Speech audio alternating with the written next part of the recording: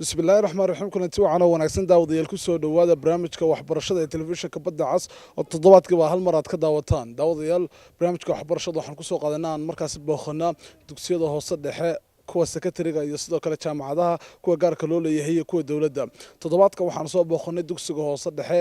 ee Dolordo School oo markaas aqoontooda iyo sida ardaydu u dhigato maamulayaashooda tayada macallimiinta dhigata aan barnaamijka ku soo qaadanay intii aan soconay waxaan la kulanay iyo waraysiyadan qaadnayba waxay u dhacayeen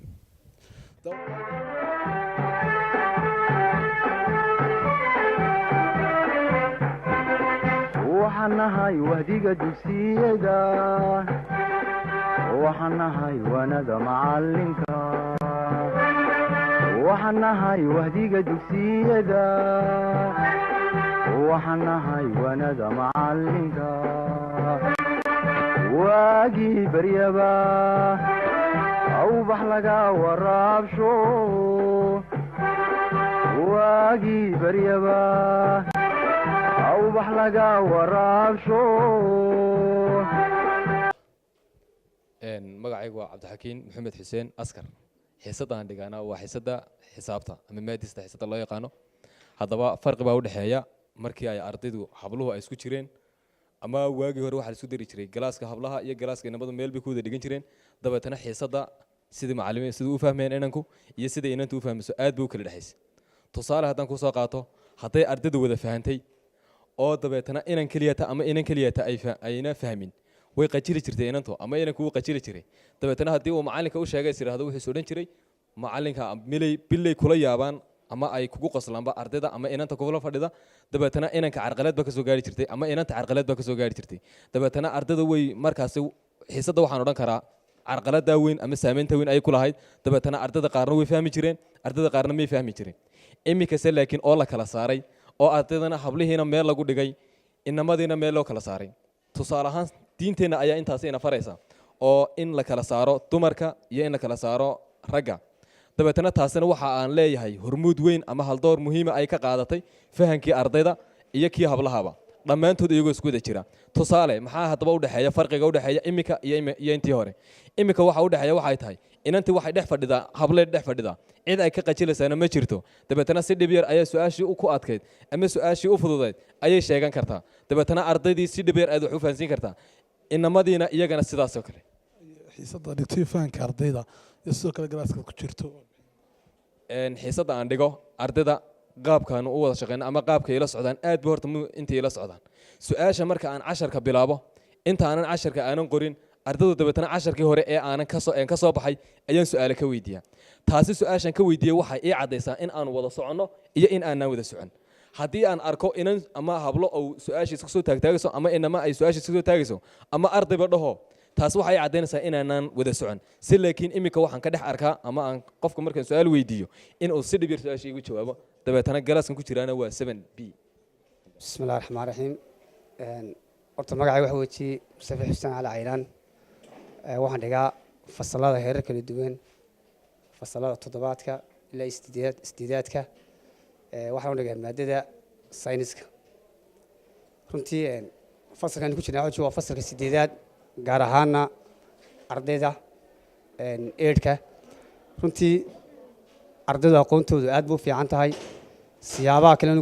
aan ugu dhigna waxaa ka mid ah inaanu ardayga runtii si hagar la-aana oo ay ku jirto dhiiranaan iyo dadaalba taasanu ka weydiino su-aalo fara badan xagga casharada hadday noqoto muxayaana heerarka aqooni ay kala duwan yihiin su-aalahooga waxaan u qaybinaa si aanu ardaygu la dadaalno gulubo aad u fara badan gulubadaasay kala yihiin ardaydood aanu isku tartarsiino aanu u qaybino dhowr qaybood si ay ugu guulaystaan runtiina waxbarashadooda aad buu fiican kolley markii hore ardayda iyo inamadii habluhu isku jiri jireen iminka sidii noo sheego waa kala saartay inamadii habluhu gelin hore iyo gelin dambe bal hadda aqoontooda aad buu fiicanta markii hore ardayda inamadu isku jireen laakiinse markay inankii hablihii markay gaar u kala baxeen inantu waxay heshay berira inamada dhex fajiyo aad buu xishoon jirtay laakiin waxaa laga yaabaa in markay hablihii ay gaar noqdeen in inantii su-aasha la weydiiyey si fiican uga jawaabto casharkana si fiican u dhegeysato waxa ku adan ay ku weydiiso markaas ay doonayso markaa ardaydu. marka hore telefishinka badda cas aan kusoo dhawanayay barnaamijka waxbarashada magacaago saddexan iyo galaaska tahay. aad baan inii soo dhaweynayaa. marka hore magacayga saddexaan la dhaha xuseen cabdi maxamed, galaaskan dhigtaan oo ay waxaan u mahad celinaa madaxweynaha somalilan oo bugaagtii noo soo gudbiyey iyo maamulaha iyo qaaliga allaha daaye maxamed ismaaciil deeriya oo isna bugaagtii 10kii cishe wasaaraddu u qabatay nagu qaybiyey. idinkana waa nii mahadnaqan. bugaagta wada heshino arday walba 7 bug ee la siiyo waagii hore lama heli jirin bugaagtan sideedii la muuqatay. annaga de si fiican bay noola muuqata waxbarashadii, waayo iminka waxbarashadii sidii hore imika maa berigii hore laba arday afar arday afartii safka oo fadhiba waa la wada siin jiray. iminka ardaygiiba afartii safka oo 28 bug buu haystaa. ugu dambeyntii maxaa iskuulkan kaga dooratay iskuulada kale? iskuulka waxaan kaga doortay iskuullada kale horta anoo yar baa lasoo qoro ulaa ilaa intaasoo dhanna xagga maan dhiganay. iskuulkan waxaa futuulowaa waana iskuul fiican. aroortii waxaan galnaa kalahaad baan galnaa 6 buura 6 barka ardayga ka dambe waa habsan xiisadaha si fiican baan ugu dhaga macallimiinteedu inuu alla daaye. iskuulkana waa sidaa markaa saasaan ku doonay.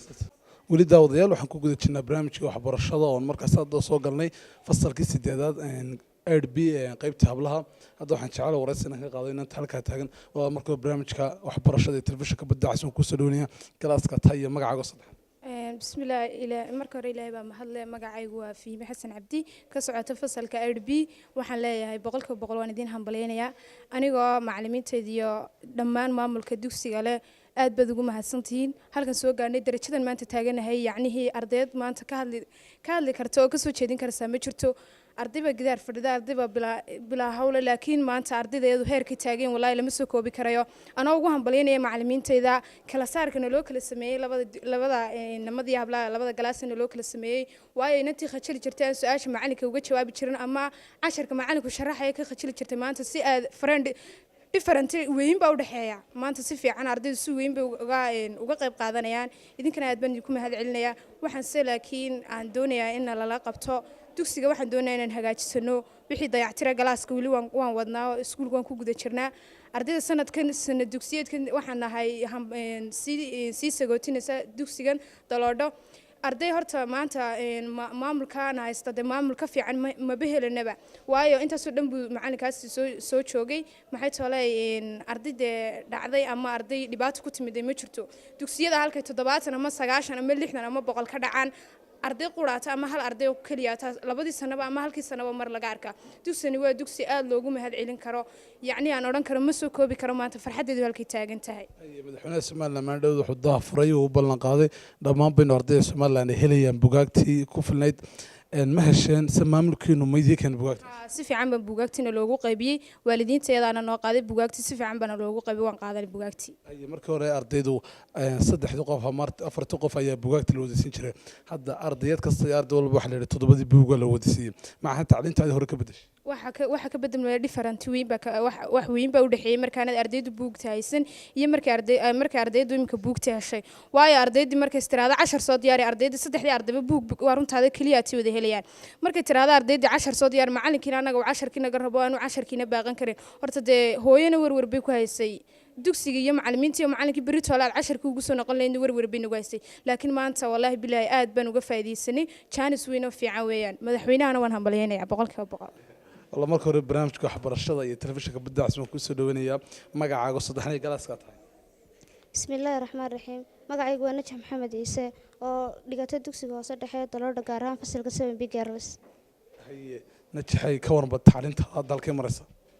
tacliinta horta wallahi iskuulku waa iskuul fiican wuuna ka fiican iskuulada kale. namadii hablina waa la kala saaray. waxaan ku dhiganaa si nafisa mana xishoono. waxbarashadeedu waxay noogu socotaa si fiican. iskuulka waxa u bilaabmataa waxbarashadu waxa la soo galay iskuulka 7:15 safka la galaa 7 barkana waxa noo bilaabmay xiisadalka 12 barkana laga sii daay. waxaan galnaa maalintii 6 xiisadood. madaxweynaha somalilan wuxuu idii ballan qaaday in arday walba dugsiga hoose dhexe uu helay bugaagta ardayga 7 buug. ma hesheen se maamuluhu ma idii kana bugaagta madaxweynuhu? haa waan helnay bugaagtii waana loo keenay 7 maado. waxaana leenahay wad mahadsantahay madaxweynaha Muuse Biixi. markii hore ardayda meel wada fadhida waxay ama toddobadii arday ama afartii arday bugaagta la wada siin jiray hadda arday kasta isaga bugaagtiisa helay say tacliintaada ama aqoontaada markii hore ay ma ka bedelantay ها markii ها way ka bedelanto markii hore hadii aad doonayso habeenkii inaad maada akhrisato waxa dhici karta in ardayda kula fadhido ay qaato habeenkii adoon waxba akhrisan iskuulka timaado iminka laakiin marka toddobadii maada lagu wada siiyay aqoontaada kor bay u qaadmaysaa waana soo akhrisan kartaa daawadayaal weli waxaan ku guda jirnaa barnaamijka waxbarashada oon toddobaadkan kusoo boqonnay dugsiga hoose dhexe ee Daloodho hadda waxay ag taagan mid ka mid ah barayaasha ardayda waxbaro oo ah haweeney marka hore telefishinka badda cas ee barnaamijka waxbarashada baan kusoo dhaweynaya magacaaga saddexan okay waan dhowahay waad mahadsan tahay magacayga waxaa la dhamunaya siin waxaan dhigaa maadada Soomaaliga ka war bal aqoonta ardaydani ka war ardaydu ma sha Allah way fiican imiga aad bay wanaagsan yihiin xogaa buugaagta oo ka yar habsaantay mooyaane imiga aad bay fiican yihiin ma sha Allah soo gaadhay marka hore buugaagta ha buugaagta waan haynaa imiga ma sha Allah waanu qaybinay si fiican bay ardaydu isku wada jaan qaadaysaa ma sha Allah macallinkii marka ardaydu si fiican bay isku heleen waxaan filayaa inaad naxisadaas dhigayso anaguna iska sii socono okay aad baad mahadsantahay daawadayaal ilaa maanta waxaan soo wadnay barnaamijka waxbarashada aan kusoo boqonnay dugsiga hoose dhexe ee Daloodho oo markaas aan macallimiintooda iyo ardaydii aan warbixino ka soo qaadanay hadda waxaan soo gaarnay xafiiska maamulaha oo maamulaha dugsigan uu yahay Maxamed Ismaaciil Deeriye oo asaguna intii maamulnimo nooga warbixin doona barnaamijka waxbarashaduna toddobaadkan wuxuu kaga soo aaday waa Daloodho dugsiga hoose dhexe ee Daloodho maamulna marka hore barnaamijka waxbarashada telefishinka badda cas baan ku soo dhaweynayaa waxaad warbixin yar oo kooban naga sidaa halka ay marayso waxbarashada dugsiga hoose بسم الله الرحمن الرحيم haddaan warbixin kooban idinka siiyo dugsigan Daloodho tirada ardaydiisu waxa weeyaan 980 arday dugsiga waxa dhigtaa dhismihiisu waa 9 galaas labada gelimana waa lagu dhigtaa tirada macallimiinta ka shaqeysa waa 31 aan ku jiro anigu ardayda tiradeeduna aad waxaad moodaa dhismihiisa markaad eegto tirada ardaydana labada gelin inay yar kala badan yihiin oo dhismaha ayaa aad ugu yar iskuulkani wuxuu xiisaskiisu waxay bilaabmaan fasalada 8aad for example waxaan u bilownaa 6 iyo barka ayay macallimiintu xiisada koowaad galaan waxaanay maalin kasta qaataan 7 xiisadood 7 xiisadood dhayl ayay u qaataan macallimiintuna dadaal fara badan bay u sameeysaa iskuulkan haddaan warbixintiisa sii yaro ballaariyo imika muddada aan joogay waxay ahayd muddo dhan 5 sannadood sanadkana sanad dugsiyeedkii shanaad ah shantaas sannadood sanadkii u dambeeyay for example dan soo qaato hal arday horta kama dhicin intaas sannadood ee iskuulkaan joogay waxaan aaminsanahay inay tahay juhdi fara badan iyo dadaal fara badan oo macallimiinta iyo maamulku aanu gelinay ardayda iyadoo aroor walba aanu siino 7 xiisadood geliga dambena aanu maalin walba u qaabilsiino 2 macallin oo u soo noqda oo waxbarashada galabtii siiya maalin walba 2 macallin dadaalkaana waxaan ugu talagalay in ardaydu aan waxbarashadooda kor u soo qaadno iyo tayadooda ardaydu waxay fasalada kale waxay galaan 6 xiisadood xiisadu waxay u bilaabataa kuwa kale 7 iyo barka waxay rawaxaan markay tahay 12ka oo buura ah sidaa darteed macallimiinta iyo ardaydaba waxaan kula xisaabtanaa registerkan imika hor yaalla oo macallinka aanu markuu soo galo 7 iyo barka uu saxeexo registerka uu saxeexo markuu rawaxayna saxeexo sidaa darteed dadaalka faraha badan ayaanu gelinaa warbixinta iskuulka oo kooban haddaan idin siiyo intaas ayaan ku soo yarkoobay maamule Maxamed Ismaaciil Deeriye waxaad markana sharaxaad kooban naga soo wada shaqaynta dugsigan iyo wasaaradda waa sax weey horta wasaaradda waxbarashadu waa dugsi dawladeed dugsiyada dawladuna imika juhdi fara badan iyo dadaal fara badan baa la geliyay waxa tababarka ka tagay for example 3 macallin baa imika macallimiinta waa wada training way wada tababaran yihiin macallimiinta labada gelinba jooga way tababaran yihiin marka laga reebo 3 macallin oo tababarka barigan dhaweytole iyaga la qaaday waxba tababar galay inta kale way tababaran yihiin wasaaradda waxbarashada ayaana tababarka siisay macallimiinta iyo maamulka iyo wasaaraduna way wada shaqeeyaan wasaaradda waxbarashadu ka gobol ahaan waxay u soo dirtay hal kormeere oo khaas u ah oo wiigiiba soo mara 3 jeer 4 jeer soo mara macallimiinta u daba fadhiista galaasyada eega bal hadda sida wax u dhigayaan ka jeegaray cashar diyaarintoon macallinka roolba anagu ka sayn garayno eega cashar diyaarintoo jeegaray bal casharka maanta baxaya iyo macallinku sidoo u bixinayo ku daba gala anagu ka maamul ahaan aroortii macallinku markuu soo kalaho waxaanu sameynaa cashar diyaarayaan ka saxeexnaa wasaaradda waxbarashaduna kormeerkeeda ayaa dib nooga sii jeegareeya sidaa darteed waxbarashada ka gudoomiyahan iyo ka gobol ahaanba si fiican ayaan isugu xidhanay oo wada shaqeynaa maamule madaxweynaha somalilan dhowaan wuxuu daafur u ballan qaaday in dugsi wala hoose dhexe heli doonaan arday walba toddobadiisa buug oo wax ku dhigto yani buugta daabacan ee manhajta dowladda bugaagta midi soo gaadhay oo madii keentay wasaaradda waxbarashada بسم الله الرحمن الرحيم مدحوينها جمهورية السومالية مدن أبو سبيح عبدي aad iyo aad baan ugu hambalyeynanaa sida fiican ee ballanqaadkii uu ballan qaaday waqtigii uu ku jiray kaambeenka uu kaga dhabeeyey buugaagtii manhajka waxbarashada gobolka gobol ahaan iyo dugsi ahaanba waa la qaybiyey waanana soo gaadhay waxaana soo gaadhay wiigii hore si fiican iminkana waxaanu ku jirnaa qaybintoodii fasalada badankooda 7 iyo 6 iyo waxaanu siinay iminka fasalada 8aad kuwa 7aad kuwa kalena waxaan siinaynaa insha allahu buugaagta waxaa loogu talagalay in ardayga aan gacanta lagaga ridin ee waalidka loo dhiibo si uu waalidku u daryeelo markaa waalidiintaan la kulanaa maalinba galaasmaan la kulanaa waalidkaanu shir kala galnaa buugaagtii ardayda saasaa loogu qaybiya waalidka ayaa gacanta laga saaraa buugaagtiina way soo gaadhay arday walbana 7diisii buug iminka gacanta ayuu ku haystaa ugu dambeyntii barnaamijka ayaad halkan uga baaqi lahayd ardayda iyo ciddaad baaq u diraysa maamul waxaan aad iyo aad waalidiinta waxaan ka codsanaynaa horta waalidka xidhiidh baa naga dhexeeya si runtu tahay waxaanu leenahay rejistaraanu ardayga aroortii xiisad walba la xaadiriyo marka xiisad walba la xaadiriyo ardayga jara ka maqnaada mid walba taleefanka waalidkiisa ayaanu haysanaa waalidka ayaanu la xidhiidhnaa aanu dhaa waalidow ardaygaagi maanta xaguu ku maqan yahay waalidkaasi haddii uuna soo siiyo jawaaba waan ka warhayaa uu xanuunsanayaa iyo haddii kaleba waanu kala ogaanaa waalidka xidhiidhkaasaa naga dhexeeya markaa waalidiinta inta aan xidhiidhka nala lahayn eed mooda inay iska yara dhayalsiga ku jira waxaan ka codsanaynaa waa waalid ahaan inay iskuulka la soo xidhiidhaan ardaygoodana ogaadaan bal hadda sida wax loogu dhigayo iyo waxbarashadu halkay marayso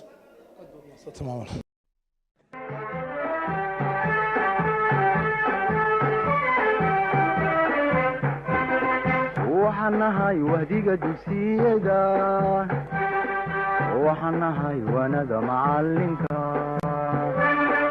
waxaan nahay wahdiga dugsiyada